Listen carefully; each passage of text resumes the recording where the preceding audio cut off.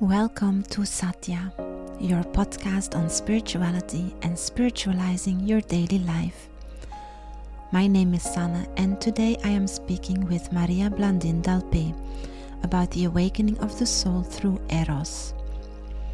With 20 years of devotion to the yogic path, Blandine's life path is a blend of teaching, personal growth, coaching, and selfless service, fueled by a genuine passion for helping others thrive.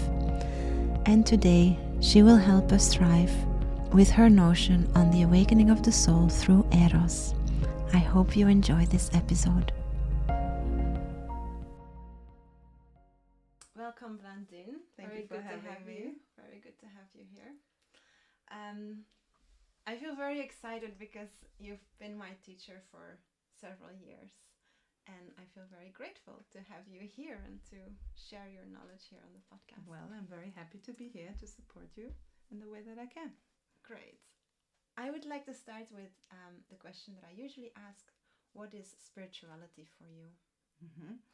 So spirituality is somehow something very generic on one hand and something very personal on the other hand. So the question that you ask is interesting because it brings these two dimensions of asking something that is a need in every human's heart, and I would define it very simply as the need to know ourselves.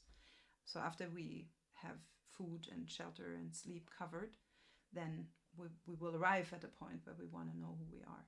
And that question, when we want to know who we are, where we came from, where we're going to, what's the meaning of life, these kind of wrestlings and grapplings, they kind of constitute spirituality from what I can understand.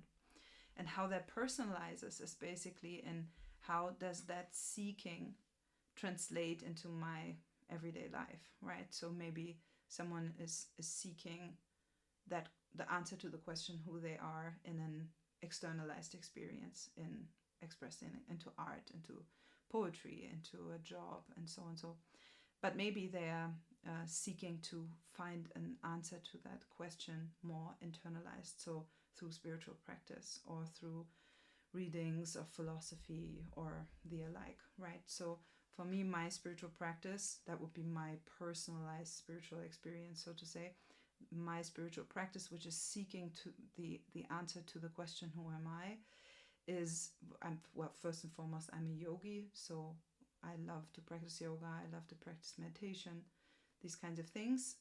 I also really find the erotic experience very much bound to my spiritual experience, as I find it difficult to even be interested in the erotic experience when it is not linked to me finding out who I am and who the other is and what's the meaning of life and who is God and these kinds of questions. For me, it's very much linked.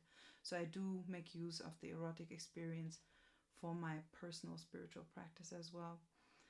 And yeah, apart from that, I love the tantric contemplation techniques that you find, for example, in the Vijnana Bhairava Tantra, things like that I find very intriguing. That's where I'm at. And how about the awakening of the soul in this? Like, can you say a bit more what it means to awaken the soul? Yes. So it's basically a continuation of this question, this fundamental question, who am I? So in the search for that, we will go through different stages. And one of these stages, we basically call it the awakening of the soul. And we could pin down several if you read the old scriptures or you look into a variety of spiritual traditions. You will typically find some kind of anchor points that are outlined, and one shared one is this moment where the soul awakens. So what does that mean? It's basically going from, I mentioned before that you could have the expression of who am I externalized, right?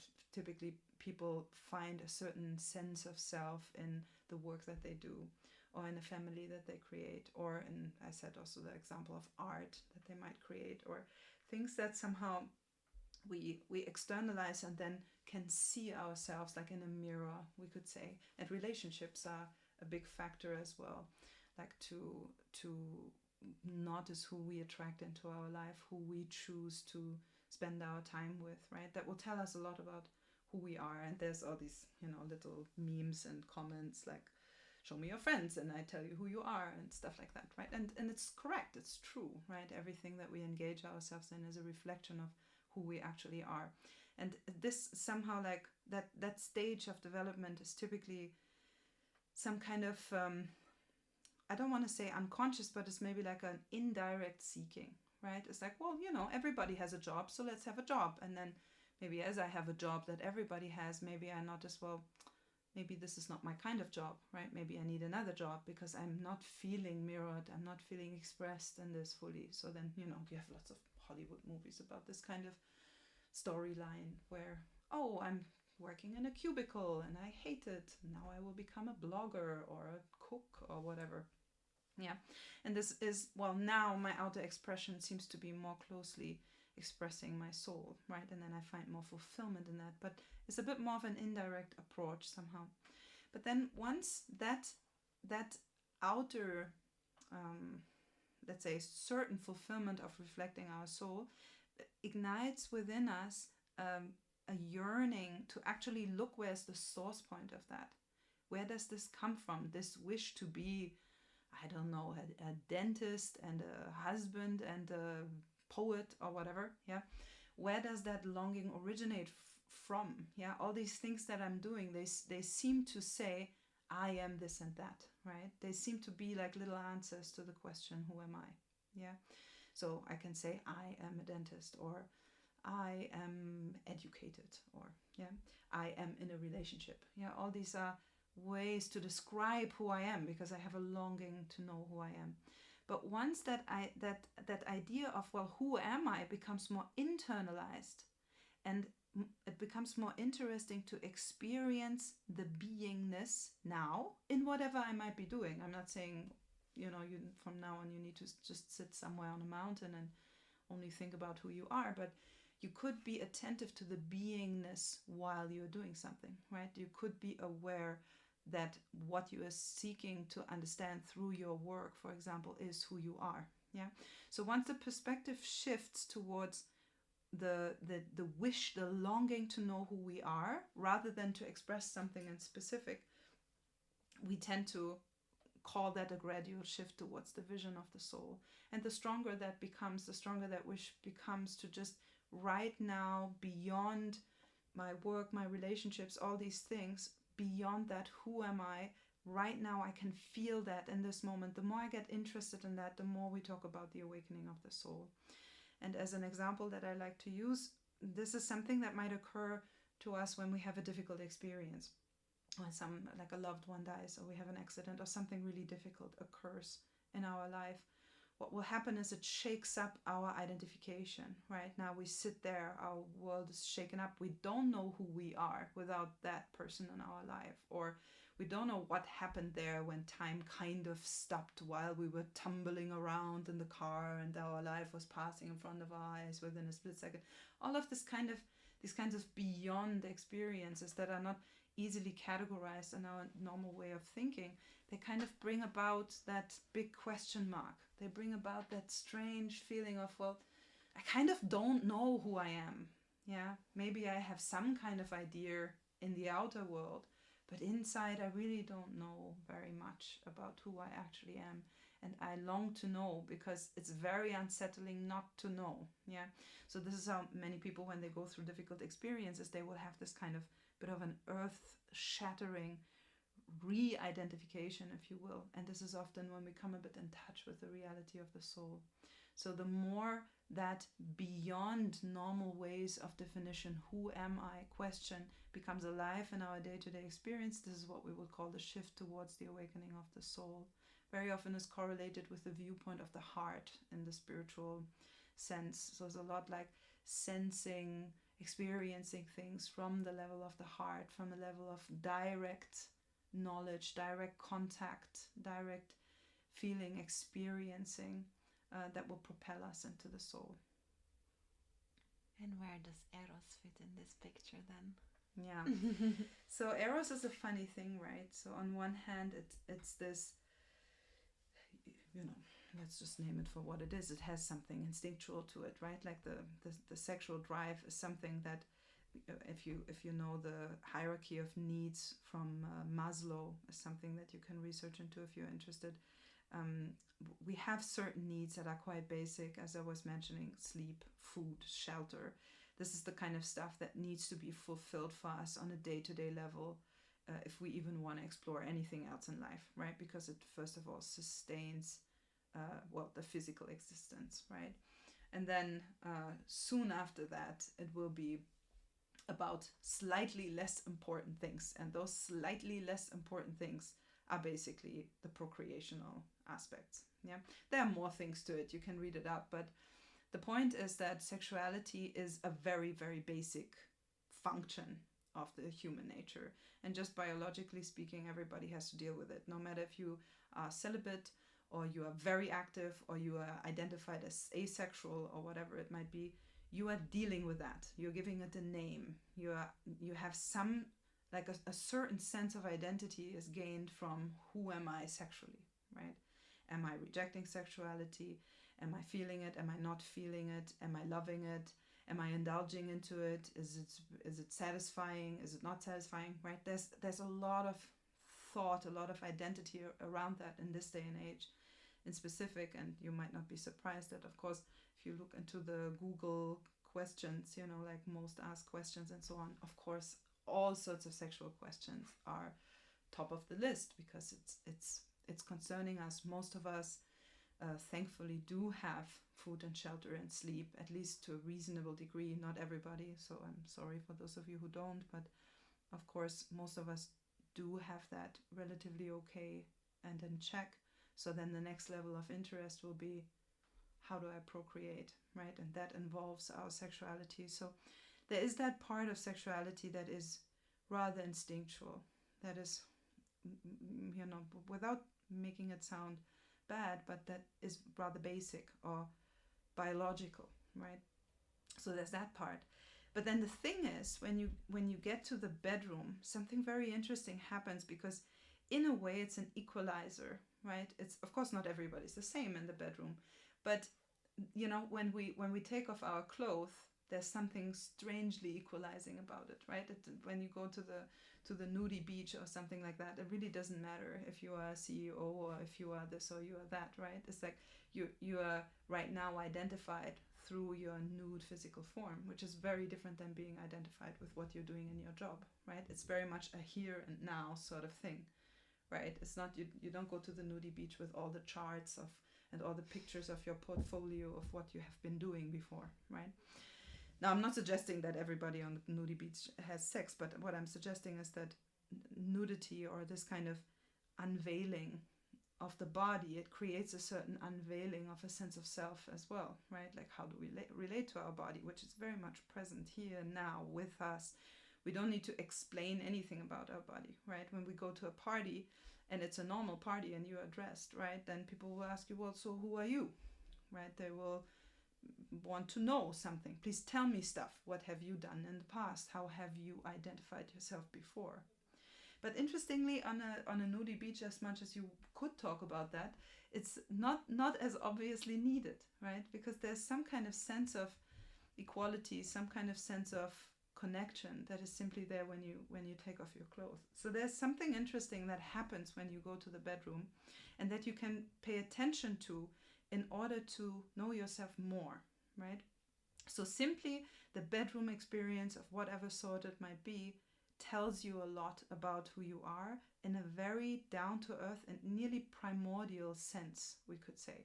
So of course now you could just, wham bam, thank you ma'am, ramble into that situation and get some pleasure out of it and be done with it, right? Nothing wrong with that. But of course that will not tell you a whole lot about who you are, because there's not even the time to contemplate that, right? There's not even the time to sit with your experience. But it's rather something like, the difference between, I don't know what, eating a hamburger on the go real quick because you have some hunger and you just stuff it down and that's what you do, or if you're having a really balanced meal and you're taking your time and you're chewing it well and you're having the experience of gradually filling up.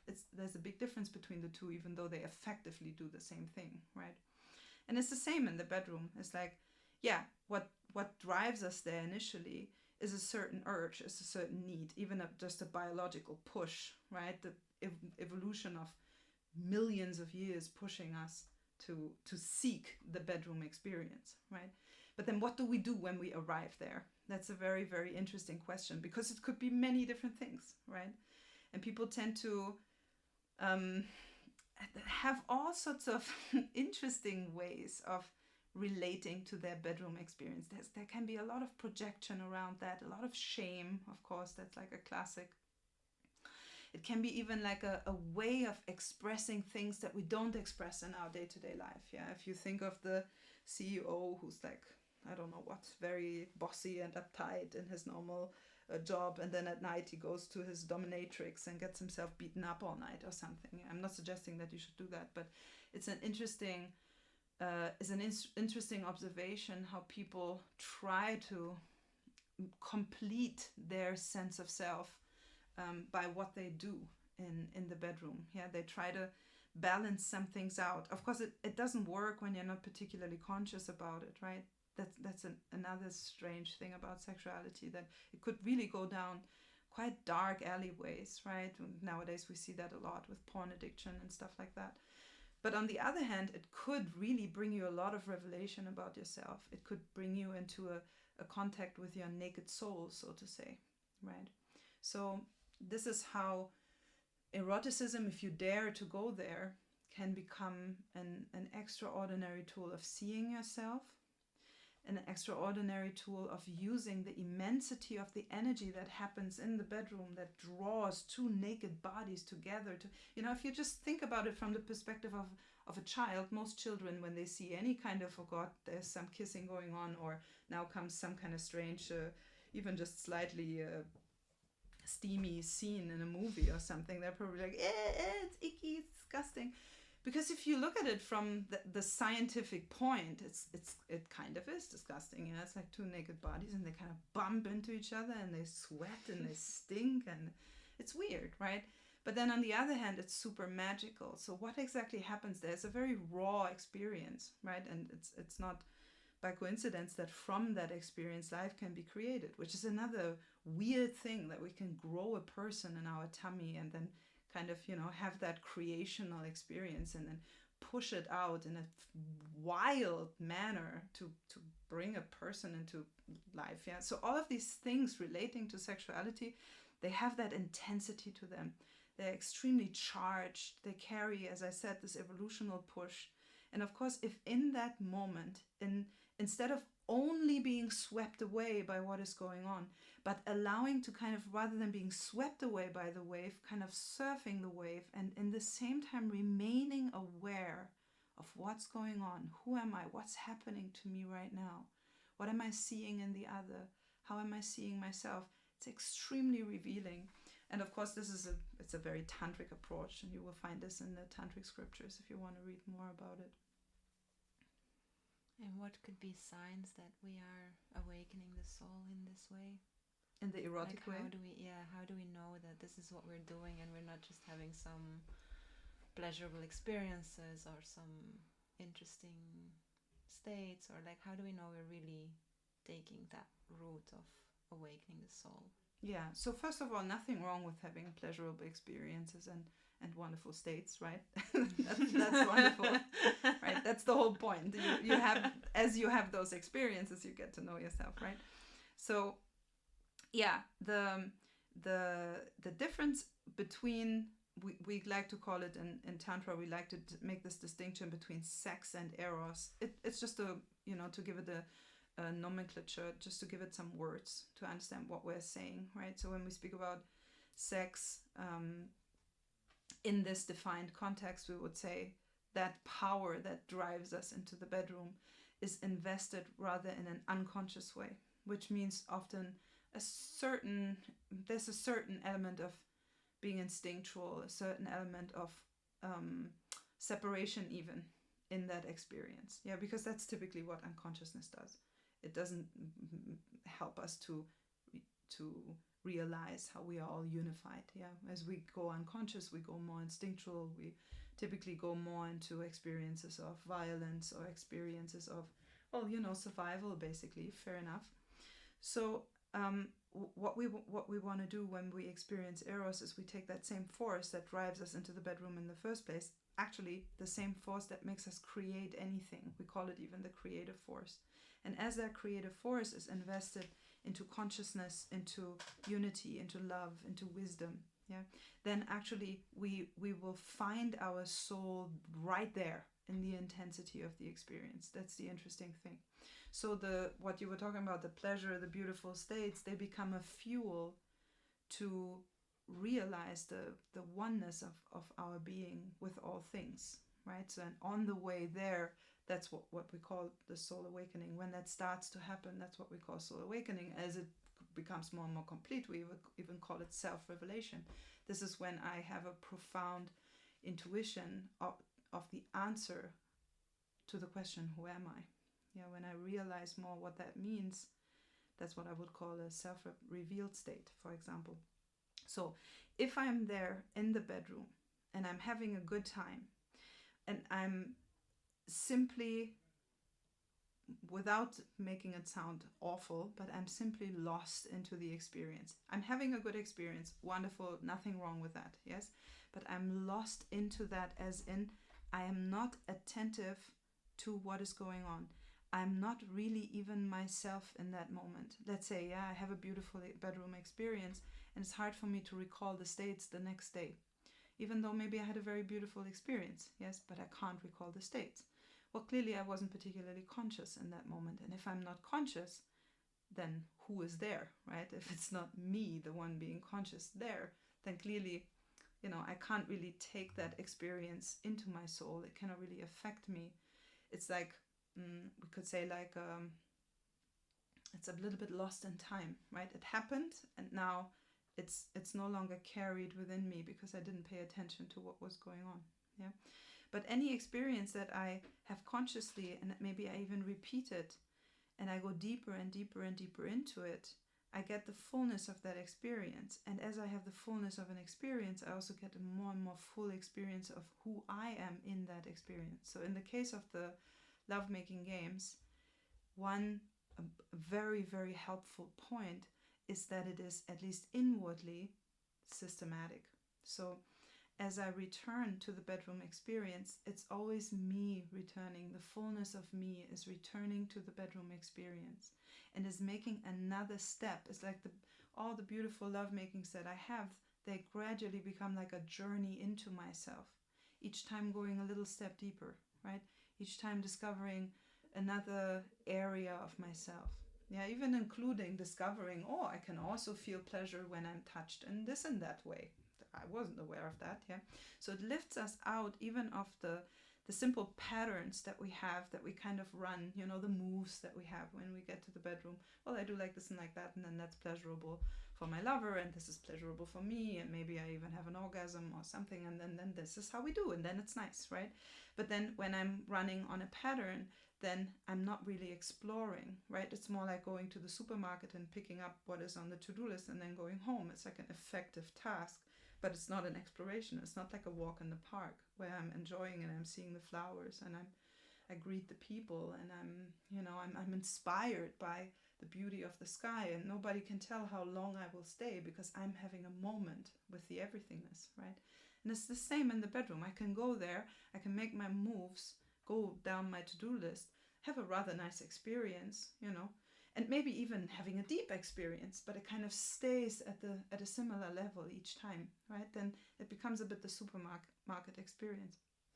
Whereas when I allow to explore, right, to explore inwardly, this can also be outwardly, of course, but inwardly especially, when I allow myself to see more, to open my eyes more, to become more aware, more conscious of what is going on, the beauty in the erotic game is that there's no end to what I can explore, to what I can see, right? Because it's so crazy, it's so nuanced, it's so intense. It's two people coming together who love each other, who are attracted to each other, who are so attracted to each other that they are willing to do this weird, sweaty thing that we call lovemaking, right? So that's very interesting. That's very peculiar, right? That underlines a very specific kind of relationship, a special kind of relationship, right? So there's no end to how deep I can go. And you can already smell that if I'm in such a state with my lover, there's no end to expanding within the relationship, right? The relationship doesn't have to get boring. It doesn't have to be that after 3 years we stop having sex with each other. It doesn't mean that we are no longer attracted after like 5, 8, 10 years into the relationship, because it just remains as this continuous expansion of the two souls into each other, into themselves, by having this walk in the park kind of attitude as we go there. I hope this makes sense. At one point you said, if you dare to go there, if you dare to go for these erotic experiences, what could be the obstacles and how to overcome them? Yeah, so as you might imagine, right, there is a certain safety in doing the supermarket thing, right? There's a reason why we don't each time go to the supermarket and just contemplate the shelf of butter and then fall into the eyes of the lady who gives out the bread, which, that maybe an enlightened being would go to the supermarket like that. Maybe not always, but maybe sometimes. I don't know, right? I can't tell. But there's a reason why we don't do that, right? Because it brings a certain efficiency to the task at hand, right? And it's like, well, you know what? If I'm going to the supermarket and check off my list real quick, then I can, maybe do another meditation or something like that, which I understand, right? That's a fair bargain. I get it.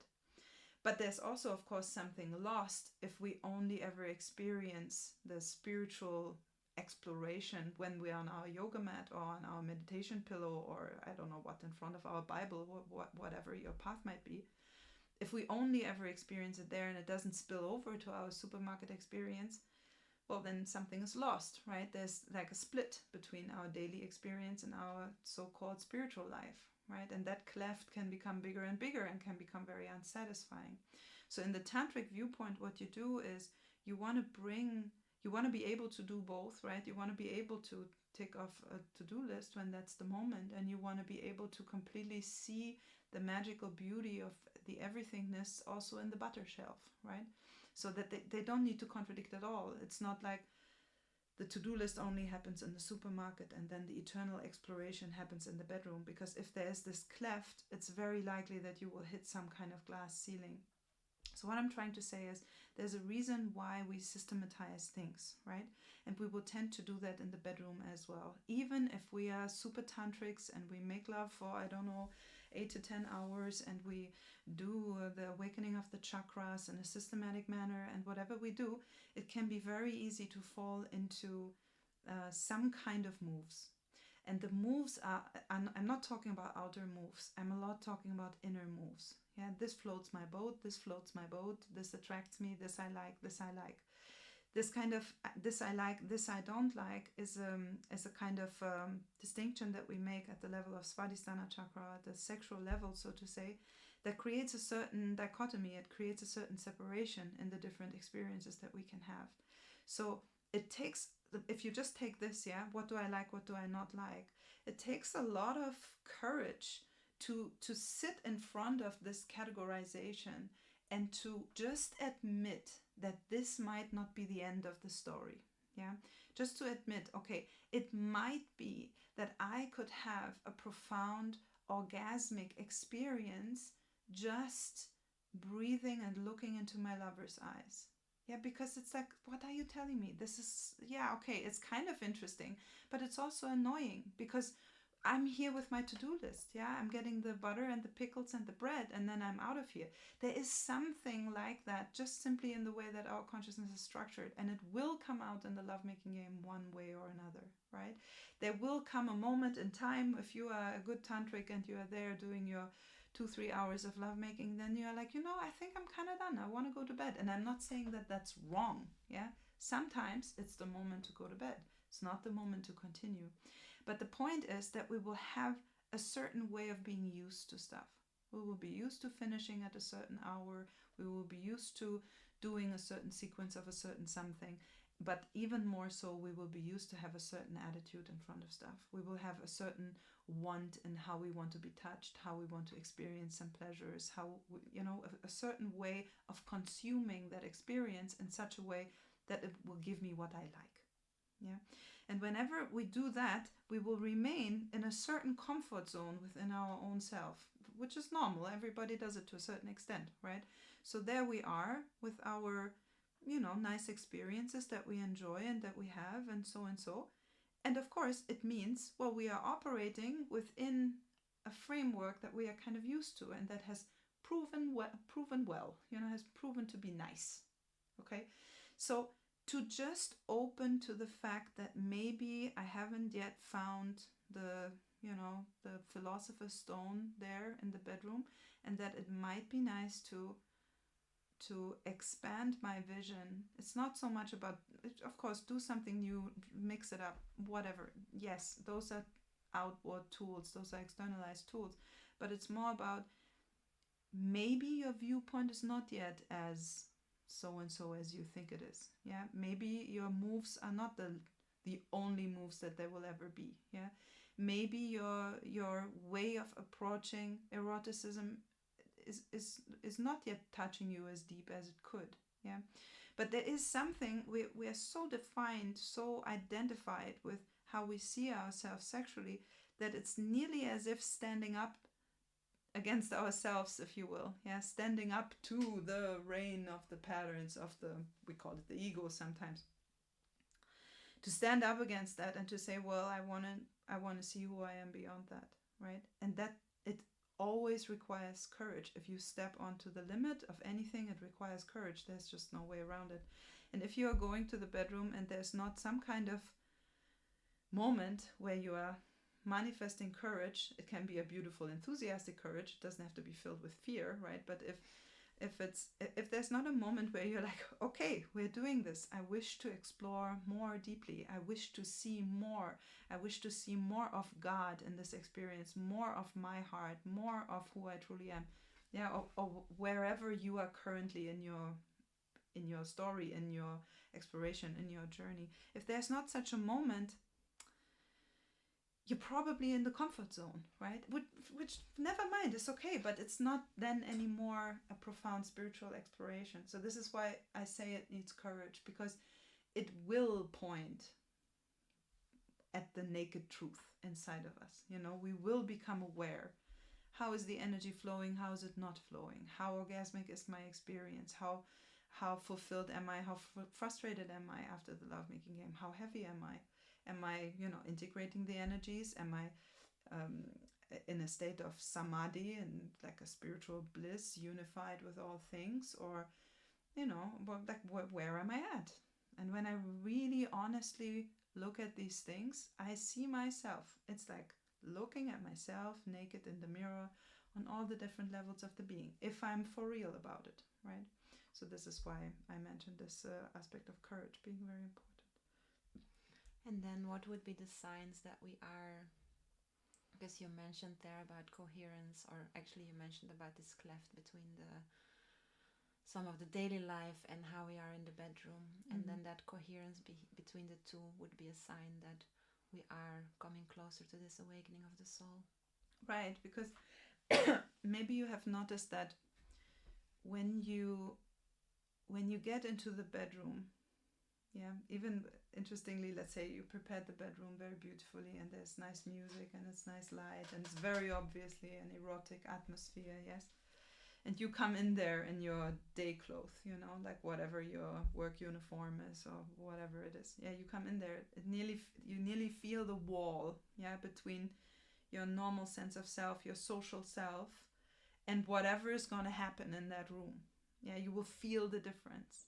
Yeah, and then if with your lover it's the same, you both come in, you're there in your normal day clothes, and there's some nice pling plong music, and you will both feel like you're just in the wrong dress, right? It's like, no, we should come in a bathing robe, or like this kind of night robe, or in a nice lingerie or a little gown, or I don't know what, yeah, to be appropriate to the scene. Which is interesting, right? That there seems to be a little bit of a dissonance, a little bit of a bouncing bouncing off point, where these two worlds, they seem to not really fit together 100%.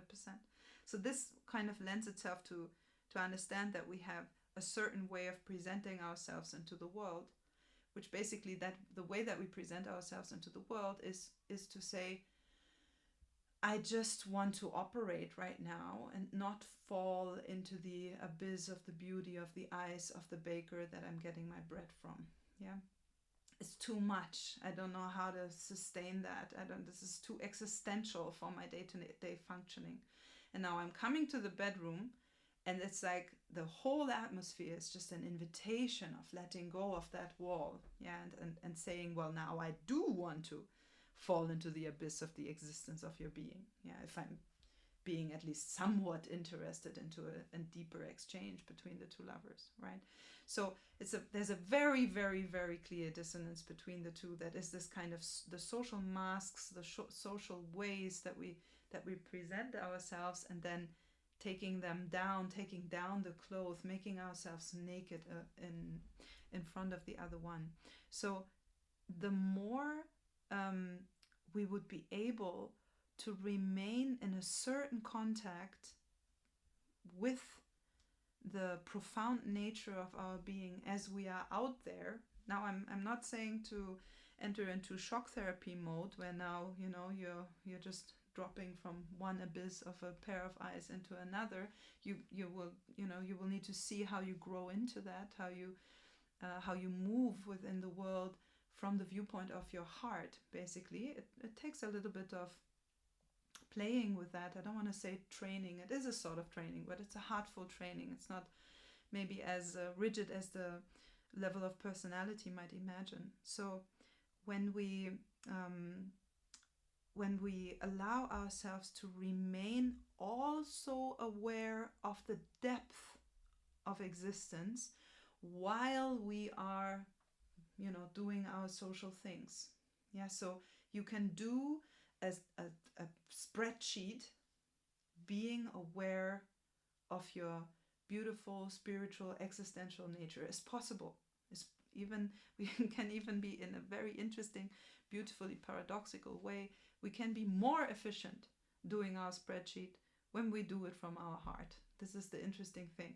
Yeah, and it needs a bit of playing, a bit of exploration, and this would be definitely something I would invite you to try out, to actually eroticize your life, if you will. It's basically simply being more present to your heart, to your beingness, to the larger viewpoint of yourself, the higher perspective of yourself, as you do the so-called mundane things. And you will see, actually, there are no mundane things, because you can very well cook something completely pouring your heart into that, and I'm sure all of you have experienced these moments when you do something, seemingly normal, cleaning, maybe painting a wall, or just walking or something, and you tap into that. And psychology is at least it's a little bit alluding to what I'm talking about. It's called this flow state. I'm not saying that perfectly describes the awakening of the soul, not at all, but it's an interesting beginning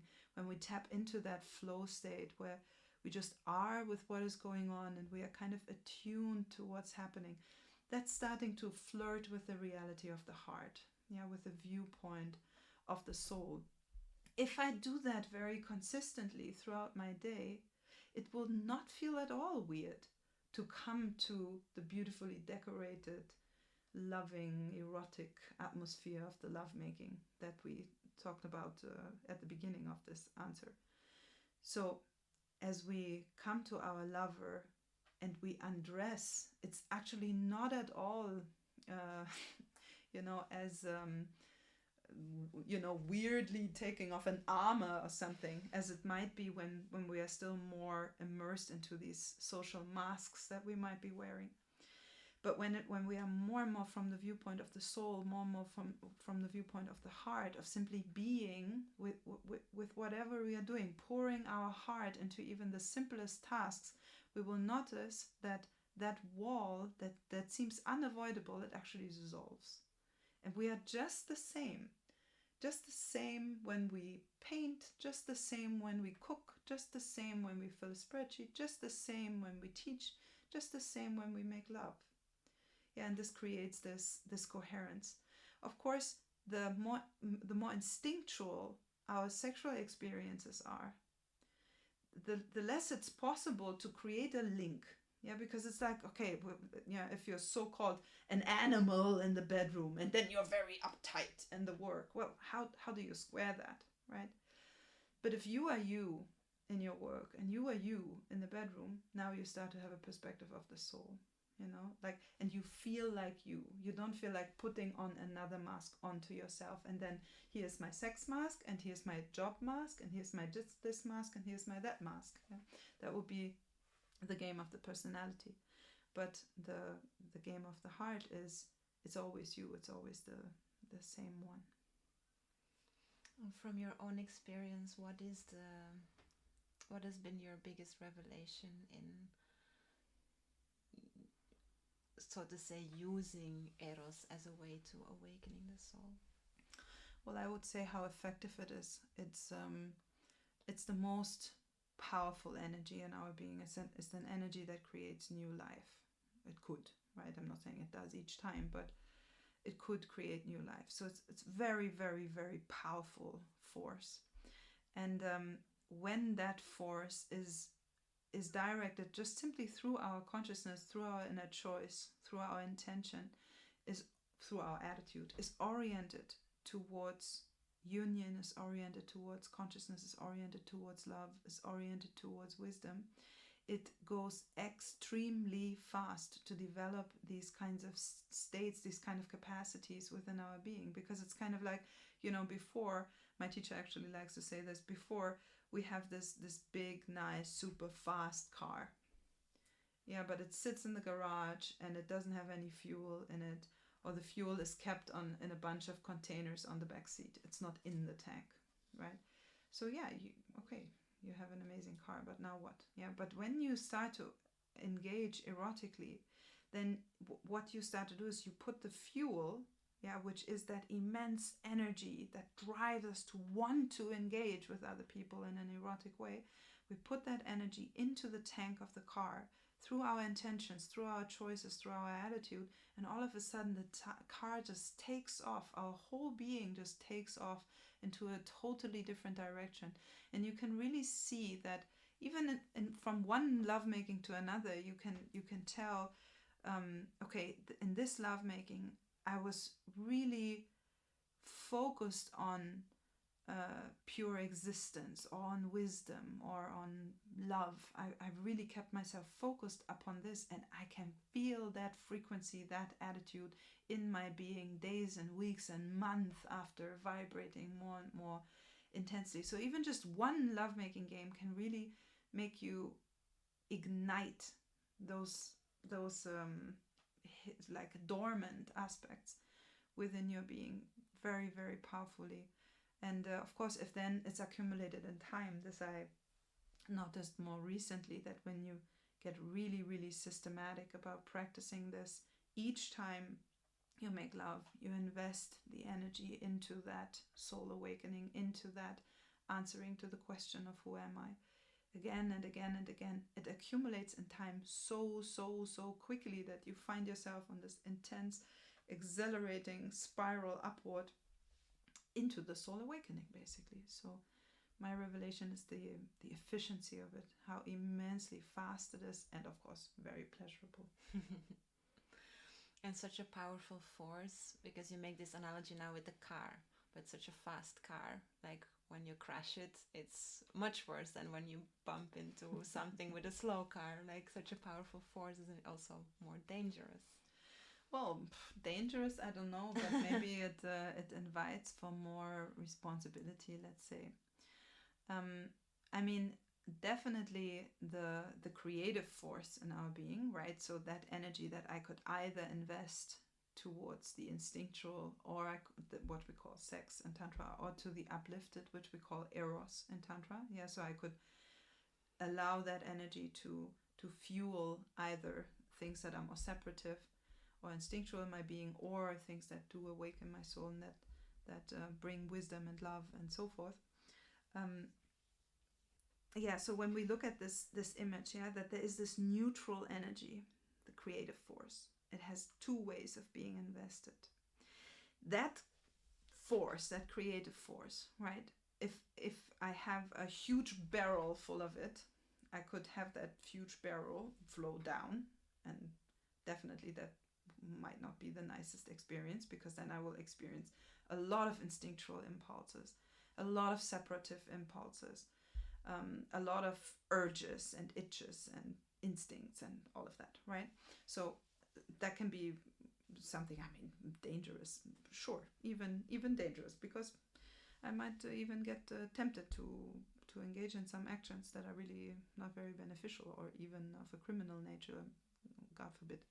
But of course, it's possible, if I have a very big barrel of anything, if I spill it in a bad way, I will make a very big nasty spill, that's for sure. But now, if that same energy is consistently invested upward, which is what we are talking about. We are talking about making the car fast, but the car is getting fast at the same speed that the driver is gaining competence, right? So, well, no, it's not more dangerous, because it's if an idiot drives a slow car, it's just as dangerous as a pro driving a fast car, or you get the approximate meaning. This analogy has a limit, but you get the idea.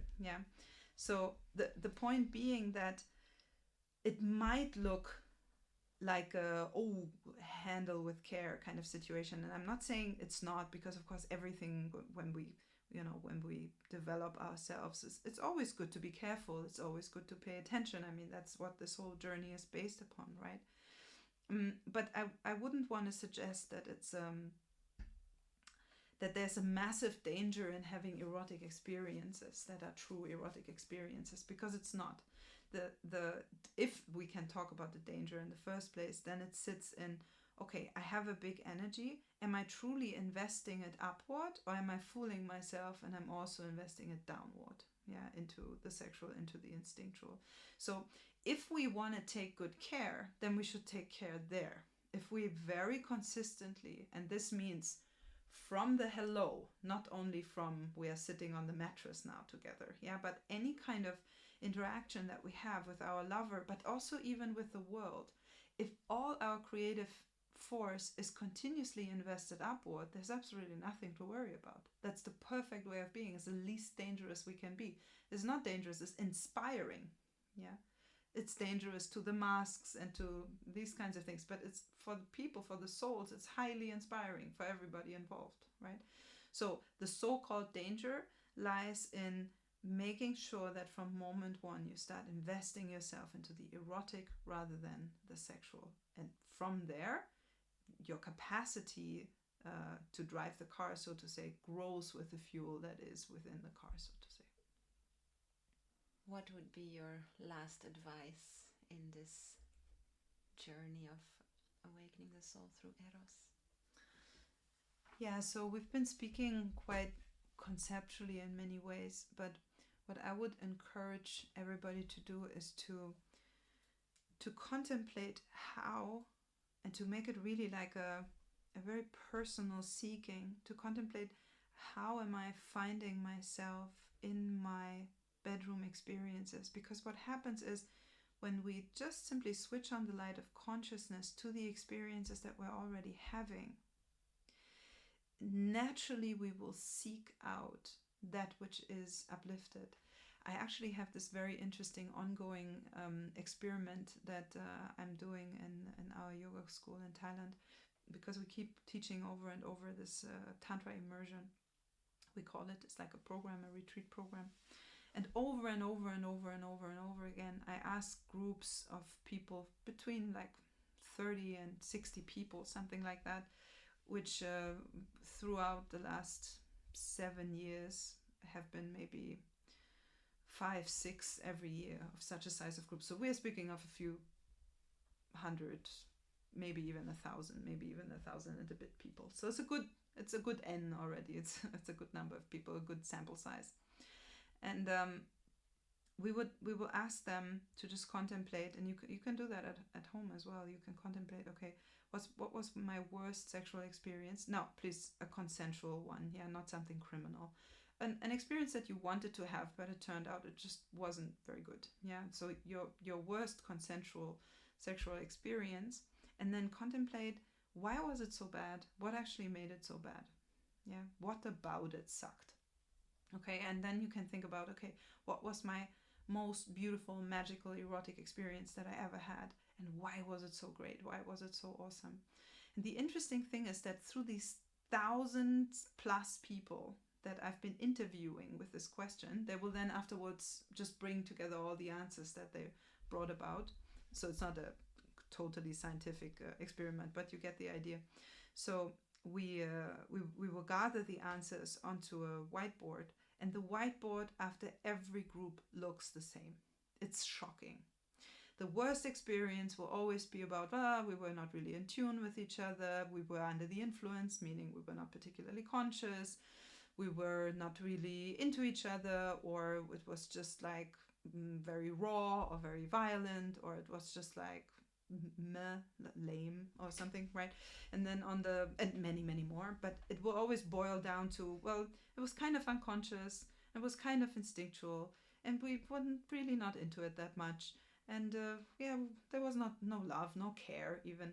Yeah, that will always be the downside. And then the upside will always be, we were totally synced with each other, we were so unified, we were breathing together, we were in so much pleasure, there was so much love, it was overwhelming and blissful, and we were really, really present, right? So it will always be about consciousness, it will always be about unity, it will always be about love.